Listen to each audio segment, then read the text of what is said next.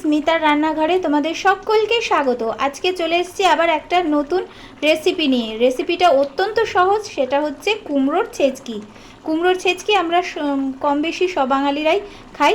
কে কীরকমভাবে রান্না করে আমি ঠিক জানি না, তবে আমরা এই পদ্ধতিতে রান্না করি। পদ্ধতিটা হচ্ছে প্রথমে কুমড়োটাকে কেটে নিয়ে বড় বড় টুকরো করে কেটে নিয়ে পরিষ্কার করে জলে ধুয়ে তারপর সেই কুমড়োটাকে একটা গ্রেটারে ভালো করে পেস্ট করে নিয়েছি।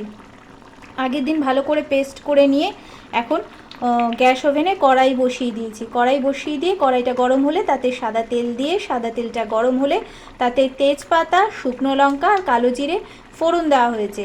ফোড়ন দেওয়ার পরে তারপর পেস্ট করে রাখা কুমড়োটাকে দিয়ে দেওয়া হয়েছে। দিয়ে দেওয়ার পর একটু নাড়াচাড়া করে তারপরে নুন, আন্দাজ মতো নুন, হলুদ গুঁড়ো আর জিরের গুঁড়ো সামান্য দিয়ে নাড়াচাড়া করে তারপরে গরম জল, সামান্য গরম জল, এই যে পাশে করে রাখা গরম জল, কুমড়োটা তো সিদ্ধ হতে হবে, সিদ্ধ হওয়ার জন্য সামান্য গরম জল দিয়ে দেওয়া হয়েছে। দিয়ে দেওয়ার পরে এবার ফুটতে দেওয়া হয়েছে। যখন ফুটে যাবে, মাখা মাখা হয়ে আসবে, তখন এই যে পাশে রাখা ধনেপাতা, শীতকালের সবথেকে গুরুত্বপূর্ণ সেটা হচ্ছে ধনেপাতা, এই ধনেপাতা আর সামান্য মিষ্টি দিয়ে নামিয়ে গরম গরম ভাতের সাথে বা রুটি পরোটার সাথে গরম গরম পরিবেশন করো।